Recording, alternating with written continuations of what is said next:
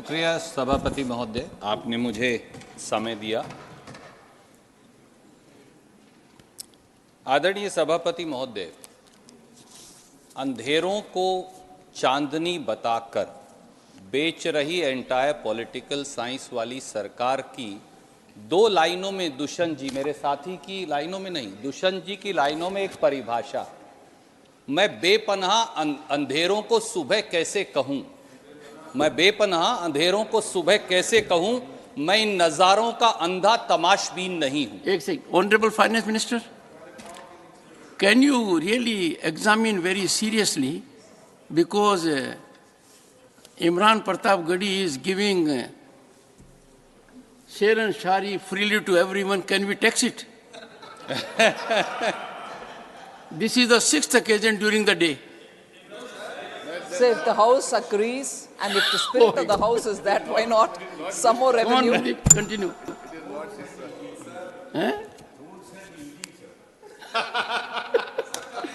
Sir, This will not go on record. सारे देश के अगर पोएट्स के पीछे अब ईडी और टैक्स लग जाएगा तो थोड़ा मुश्किल You have diverted. Continue. Coming back sir. हाँ, continue. सर, एप्रोप्रिएशन बिल हो या बजट, अगर आप इन्हें ध्यान से देखें तो ये मेहनत कशों के लिए नहीं, पेट और पीठ एक करके इस देश के अन्नदाता और खेत मजदूर उनके लिए नहीं, और ऐसा लगता है कि यहाँ ईमानदारी की रोटी कमाने और देश संवारने वाले लोगों के लिए भी कुछ नहीं। कई बार जब इसे ध्यान से देखें आदरणीय सभापति महोदय, तो ऐसा लगता है कि सरकार ने महात्मा गांधी के भारत से मुंह मोड़ लिया है। मैं अपने रिमार्क्स कोशिश करूंगा कि खेती, किसान, खेत मजदूर, गरीब, जो आपका भी विषय है, आपका फेवरेट विषय है क्योंकि आप भी उसी वर्ग से आते हैं, वहां तक सीमित रखूं।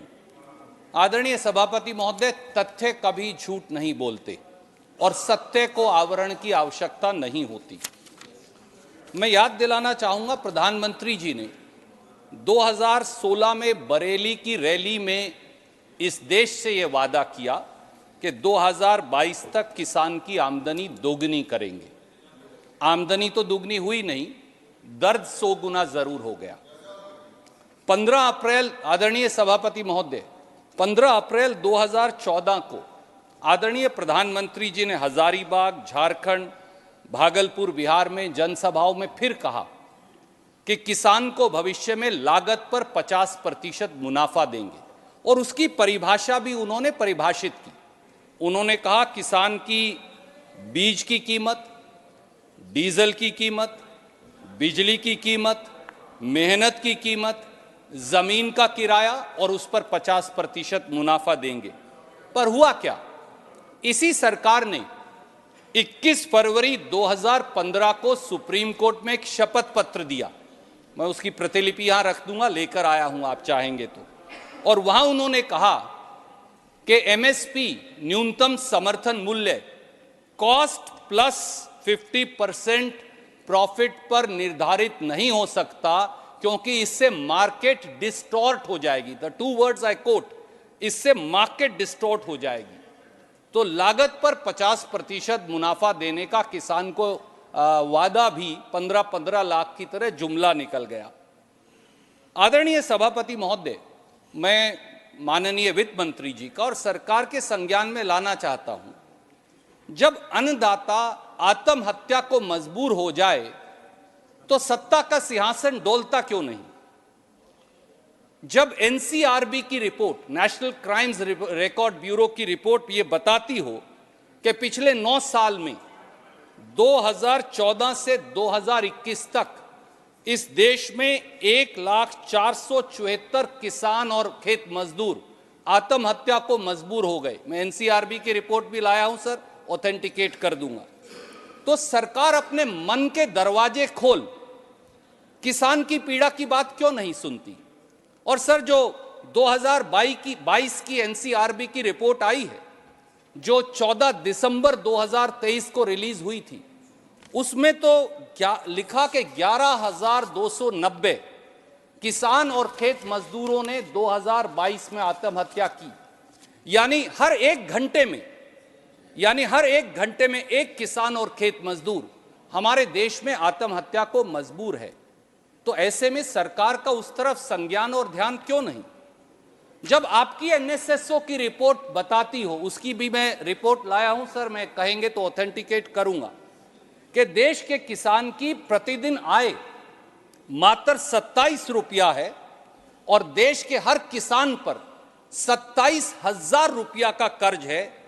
तो देश की सरकार ये कैसे कह सकती है इस सदन में और इसके बाहर कि सरकार के पास किसान की कर्जा मुक्ति का पैसा नहीं? और वो भी तब जब सरकार बैंक डिफॉल्टरों का 19,34,000 करोड़ रुपया बट्टे खाते में डालती हो और 3,11,000 करोड़ रुपया इरादतन गबन करता है, वो डुबो देते हो। इसको भी ऑथेंटिकेट करेंगे सर बिल्कुल करूंगा मैं, इसीलिए मैं सर आज लेकर आऊं। मुझे मालूम है कि आदरणीय सभापति महोदय इतने विद्वान हैं कि नहीं तो मुझे कुछ कहने नहीं देंगे। You have invoked my indulgence. Yes. And I'm No, sure no, sir, you I don't place have it to all invoke, on the sir. table of the house. Sir हम सब आपकी इंटेलिजेंस के कायल हैं, इन्वोकेशन की जरूरत नहीं है। आदरणीय सभापति महोदय, सरकार हर बजट में ये जवाब दे देती है। आदरणीय प्रधानमंत्री जी ने भी कहा, आदरणीय वित्त मंत्री जी ने भी कहा, मैं उन दोनों का बहुत सम्मान करता हूं कि हम किसान सम्मान निधि दे रहे हैं, जो काफी है। आज अगर आप उसकी सच्चाई उनके द्वारा दिए तथ्यों पर जानेंगे तो हैरान हो जाएंगे। और 4 तथ्य मैं इस आपके समक्ष रखूंगा। सर, एग्रीकल्चर सेंसस 2015, उसके बाद तो आया नहीं, जिसकी रिपोर्ट 2018 में आई, उसके मुताबिक देश में 14 करोड़ 64 लाख किसान हैं। पीएम किसान सम्मान में आदरणीय वित्त मंत्री जी ने और सरकार की तरफ से और लोगों ने कहा कि 11 करोड़ किसान शामिल किए गए। तो यानी पहले दिन ही 14 करोड़ 64 लाख में से 11 करोड़ शामिल हुए, तो 3 करोड़ 64 लाख किसान कहां गए? वो उड़ा दिए गए। चलिए कोई बात नहीं। साल 2023-24 में आखिरी बार पीएम किसान सम्मान की 15वीं किश्त 14 नवंबर 2023 को चुनाव से 24 घंटे पहले माननीय प्रधानमंत्री जी द्वारा दी गई। और वो भी सर मैं कागज लाया हूं, वो पीआईबी का प्रेस रिलीज है, और उसमें कहा गया कि 8 करोड़ किसानों को 18,000 करोड़ रुपया मिलेगा। तो आपने कहा 11 करोड़ से अधिक, अब ये हो गए 8 करोड़, तो 3 करोड़ 80 लाख किसान कहां गायब हो गए? एग्रीकल्चर सेंसस से 3 करोड़ 64 लाख किसान गायब हो गए। आपने जो आखिरी किश्त दी उससे 3 करोड़ 60 लाख किसान और गायब हो गए। तो इसका मतलब 7 करोड़ 40 लाख या लगभग 7.5 करोड़ किसान सम्मान निधि की परिधि से ही बाहर हो गए। अब एक और इंटरेस्टिंग तथ्य सर, आपने जो बजट पेश किया माननीय वित्त मंत्री जी और सरकार ने, उसमें आया ये संख्या, लगता है मुझे ये संशय है, और ये संशय आप जब जवाब देंगे तो जरूर दूर करेंगे देश का, कि ये संख्या अब और कम करनी है। 7.5 करोड़ तो उड़ा दिए, अब और कम करने। इसीलिए पीएम किसान निधि का पैसा साल 2020-21 में था 75,000 करोड़। अब पता नहीं क्यों 2024-25 में वो घटकर रह गया 60,000 करोड़। फिर मैंने एग्रीकल्चर डिपार्टमेंट का बजट और ध्यान से देखा, उसमें आदरणीय वित्त मंत्री जी और अधिकारियों ने लिखा है सरकार ने कि ये 60,000 करोड़ अब 12.5 करोड़ किसानों को मिलेगा। सब आदरणीय सभापति जी, मेरा और आपका हिसाब थोड़ा कमजोर है, वो आदतन कई बार होता है। मेरा तो नहीं है। नहीं है आप अपने आप तो मेरा समय गिन ही रहे हैं सर। मैं यही सर कहलवाना चाहता था, तो इसलिए सर मेरे समय का ख्याल रखिएगा। It was directed there only. Sir 12.5 crore किसान को अगर 60,000 करोड़ रुपया देंगे तो 6,000 रुपया कैसे हुआ? ये तो 4800 रुपये बने। तो वित्त मंत्री जी ने या तो बजट में गलत लिख दिया गलती से, या फिर कहीं ना कहीं तथ्य गलत लिखे गए, या मंशा ये है कि अब 6,000 रुपया से किसान सम्मान निधि को कम करके 4800 करना है और किसानों की संख्या भी कम करनी। और एक ऑप्शन और भी है जी, शायद आपका कैलकुलेशन सही नहीं हो। सर ऐसा है, ठीक है। आप ही ने कहा था ये भी एक option अनपढ़ है। जाट पढ़े लिखे जैसा, पढ़ा लिखा जाट खुदा जैसा। I am only coating. तो मेरी कैलकुलेशन बिल्कुल सही है। आदरणीय सभापति महोदय, एक और बड़ी चौंकाने वाली बात है, और एक किसान के तौर पर, एक किसान के बेटे के तौर पर आपको और मुझे और इस देश के 72 करोड़ के करीब किसानों को जो लगेगी कि खेती का बजट ही काट दिया और जो दिया वो खेती पर खर्च नहीं किया। सभापति महोदय, साल 2020-21 में कृषि विभाग का कुल बजट कुल केंद्रीय बजट का 4.41% था। Facts can be checked. 2023-24 में कृषि का बजट कुल देश के बजट का 2.57% रह गया, लगभग आधा हो गया। और जो चौंकाने वाली बात है, पिछले 5 साल में मोदी सरकार ने कृषि विभाग के बजट के लगभग 1 लाख करोड़ खर्च ही नहीं किए, वापस दे दिए। ये कैसी सरकार है? किसान आत्महत्या को मजबूर है, खेत मजदूर आत्महत्या को मजबूर है, हर 1 घंटे में एक किसान सरकारी आंकड़ों के मुताबिक आत्महत्या को मजबूर है, और हम 1 लाख करोड़ वापस लौटा देते हैं। और मैं साल दर साल का आंकड़ा भी लाया हूं जो आपके समक्ष रखना चाहूंगा आपकी अनुमति से। 2018-19 में 21,044 करोड़ खर्च नहीं किया, 19-20 में 34,518 करोड़ खर्च नहीं किया, 20-21 में 23,825 करोड़ खर्च नहीं किया, 21-22 में 429 करोड़ खर्च नहीं किया, और 22-23 में 19,762 करोड़ खर्च नहीं किया। इस देश का किसान कहां जाए, क्या करे, कैसे करे, ये एक प्रश्न है जो इस सदन के सामने अवश्य उठना चाहिए। आदरणीय सभापति महोदय, एक सवाल और उठता है, किसान को न्यूनतम समर्थन मूल्य जिसे हम एमएसपी कहते हैं उसकी गारंटी का कानून क्यों नहीं?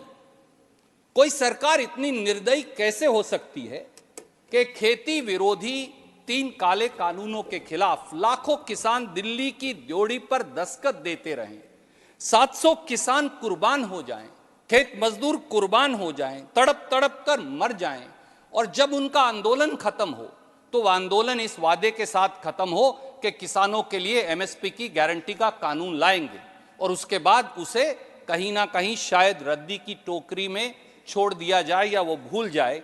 क्या हुक्मरानों के जबान की अब कोई कीमत नहीं रही? क्या दिल्ली की सरकार की जबान की कीमत नहीं? क्या उसे मानना नहीं चाहिए? क्या किसान के आंसू पोंछने की कोई मंशा नहीं रही? ये एक सवाल है जो मेरे जहन में उठता है, जो मैं बड़े विवेक से और संयम से आपके माध्यम से इस सदन के सामने रखना चाहता हूं। सर, भाजपा सरकार में अब MSP maximum suffering for producer बन गया है instead of minimum support price, क्योंकि एमएसपी के मायने ही नहीं बचे। क्या यह सच नहीं है कि सरकार एमएसपी पर किसान की फसल खरीदती ही नहीं? और मैं आपको ये बात केवल मुंह जबानी नहीं कह रहा, मैं सरकार के प्रोडक्शन और प्रोक्योरमेंट का आंकड़ा लेकर आया हूं सर, जो एग्रीकल्चर मिनिस्ट्री ने दिया है। 2022-23 में अगर आप फसल उपज और फसल खरीद का आंकड़ा देखें तो सभापति महोदय, आप और ये सदन चौंक जाएगा। और मैं 4 फसलों का आंकड़ा पढ़कर बताना चाहूंगा। सर, 2022-23 में एग्रीकल्चर मिनिस्ट्री के मुताबिक गेहूं पैदा हुई 1,068 लाख टन, एमएसपी पर फसल खरीद हुई 187,92,000 टन, यानी 17.59%। तो बाकी कहां गई? बाकी सब गई बाजार भाव में बिकने के लिए। सर, तिलहन की जो फसलें एग्रीकल्चर मिनिस्ट्री के डेटा के मुताबिक सोयाबीन, सूरजमुखी, सरसों, मूंगफली, तिल, ये इस देश में पैदा हुई 376,96,000 टन, पर सरकार द्वारा एमएसपी पर खरीदी गई, आप चौंक जाएंगे, केवल 48,000 टन, यानी 0.13%, 1% भी फसल किसान की एमएसपी पर सरकार द्वारा नहीं खरीदी गई। सर, दालों का आंकड़ा देखिए, 2022-23 में 276,90,000 टन दाल पैदा हुई किसान के द्वारा, पर खरीदी गई कितनी? 1,20,000 टन एमएसपी पर सरकार द्वारा, यानी 0.43%। कहां जाए? क्या बाजारी ताकतों के सामने झोंक देंगे देश के किसान को? ज्वार, बाजरा, रागी और मक्का, ये 4 जो बड़ी फसलें, ये पैदा हुई 2022-23 में 491,70,000 टन, पर आपके द्वारा खरीदी गई एमएसपी पर सरकार द्वारा 1,28,000 टन, यानी 0.26%। सर, कहां जाएगा किसान? कैसे जिएगा किसान अगर आप उसे बाजारी ताकतों के भरोसे छोड़ देंगे? और दूसरी तरफ आपने कहा कि अगर बाजारी ताकतों के भरोसे भी छोड़ देंगे, रेट गिर जाएगा, तो हम मार्केट इंटरवेंशन प्राइस मैकेनिज्म लेकर आएंगे। उसको सर ये बोलते हैं market intervention scheme, price support scheme.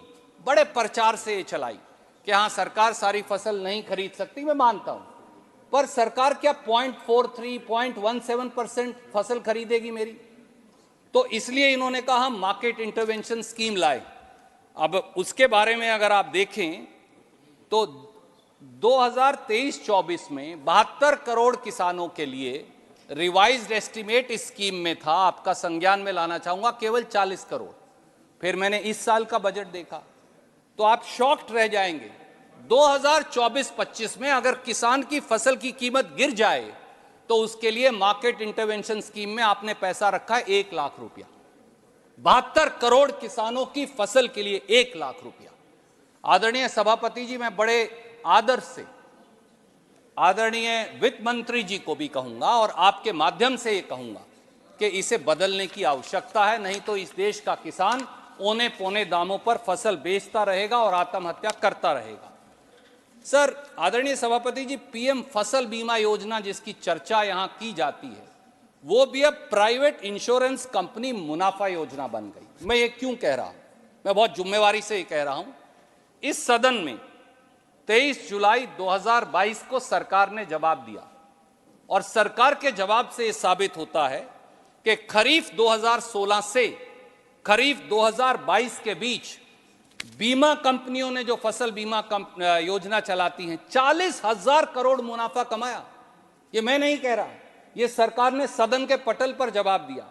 Sir, premium दिया उन्हें 1,59,132 करोड़ और क्लेम किसान को मिला 1,19,314 करोड़।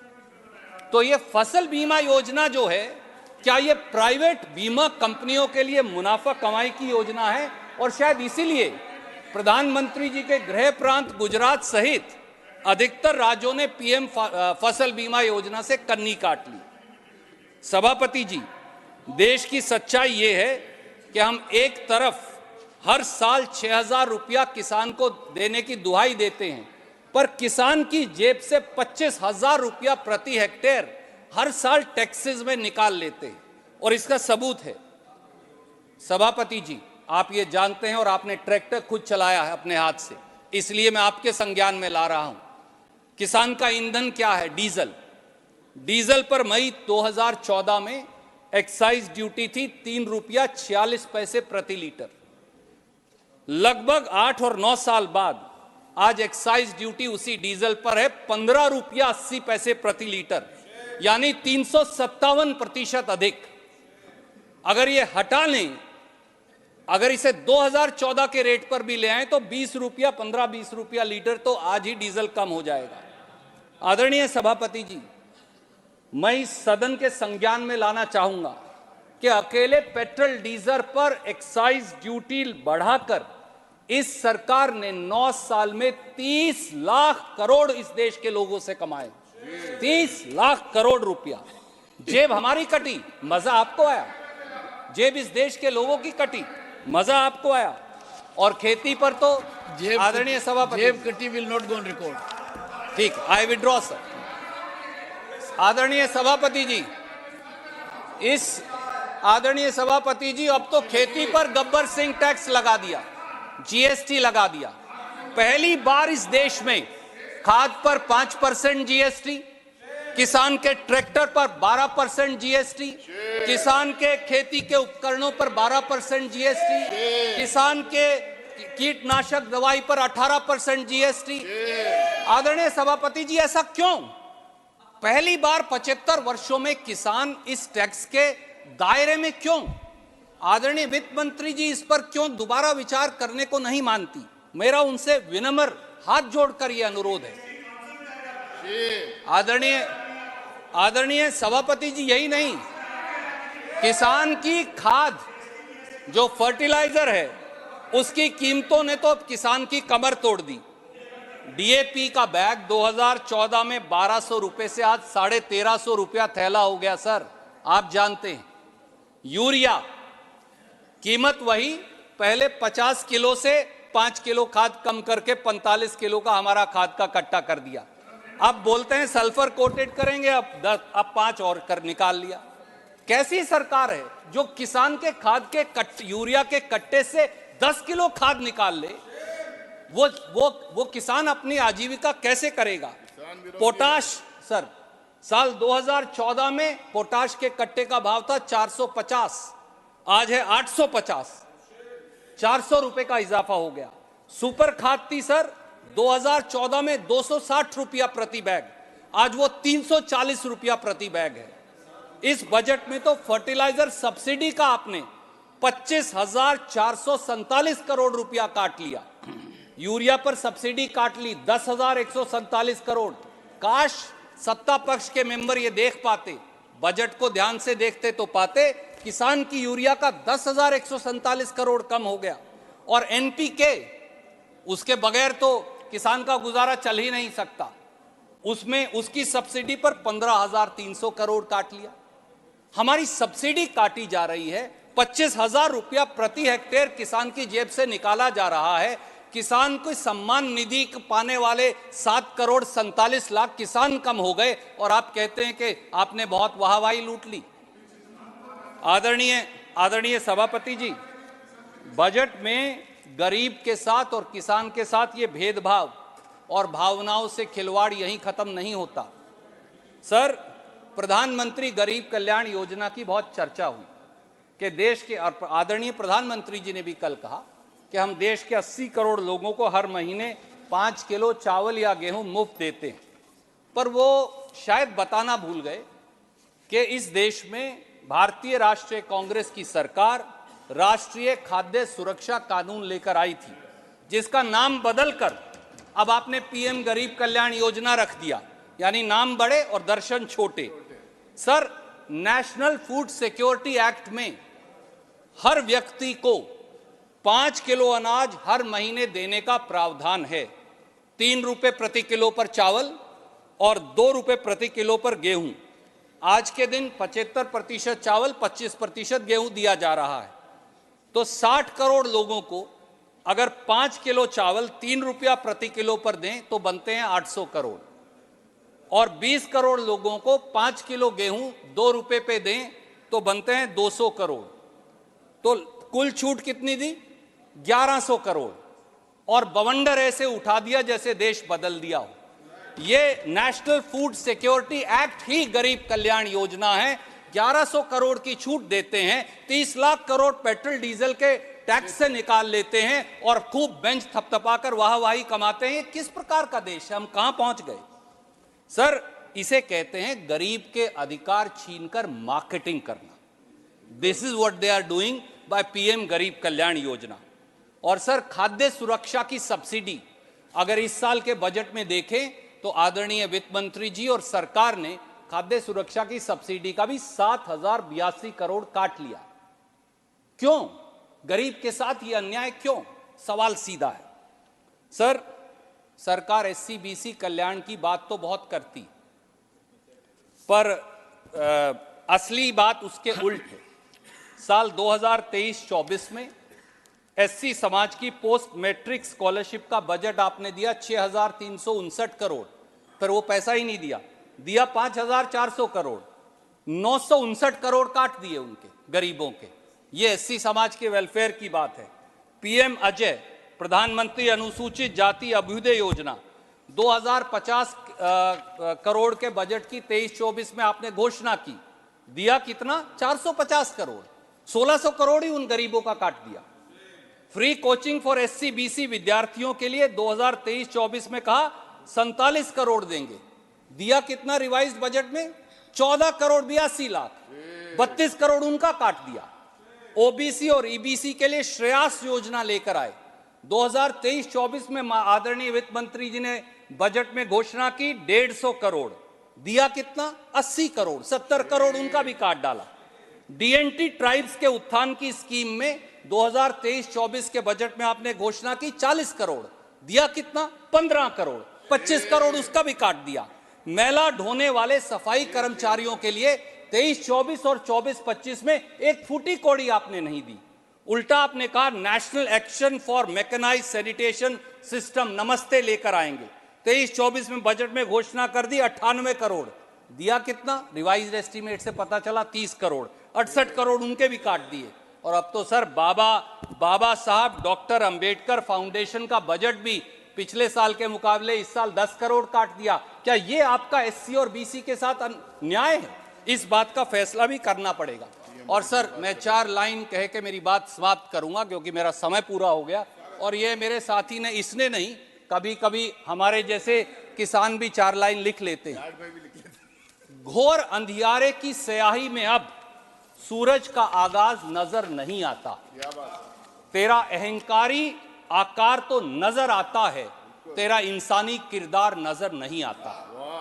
भूखे पेट खाली जेब महंगी जिंदगी अब तेरी पहचान है। भूखे पेट खाली जेब महंगी जिंदगी अब तेरी पहचान है। बेरोजगार जवानी के टूटते अरमानों का सबब तेरे नाम है। खाली सिलेंडर वाली गरीब मां की आह न लग जाए तुमको। खाली सिलेंडर वाली गरीब मां की आह न लग जाए तुमको। हाथों में छाले लिए मजदूर की बद्दुआ न लग जाए तुमको। क्या सैकड़ों किलोमीटर पैदल गांव लौटते आदमी के मन की चित्कार सुनी है तुमने? क्या अपने बच्चों की हजारों लाशों से अटी गंगा मैया की पुकार सुनी है तुमने? Sir 30 second, I am concluding. No, please. क्या कभी सुनी है सर? 30 second only. क्या कभी सुनी है घर में आटे के खाली डिब्बे की खनखनाहट?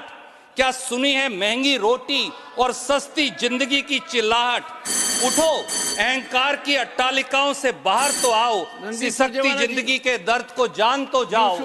अगर जान लोगे, महसूस करोगे तो पाओगे कि तुम्हें कराते हुए हिंदुस्तान की आवाज सुना। Nothing will go on record.